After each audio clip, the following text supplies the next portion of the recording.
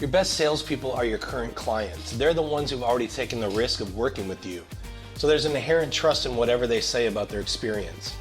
Capture those testimonials on video and put them on your website, on your social platforms. Email them out to your mailing list. Use them. If there's one thing I can't stand, it's companies paying for videos and then not using them. And with testimonials, you don't even have to pay for them. Just grab your phone and a happy client and ask them these 3 questions.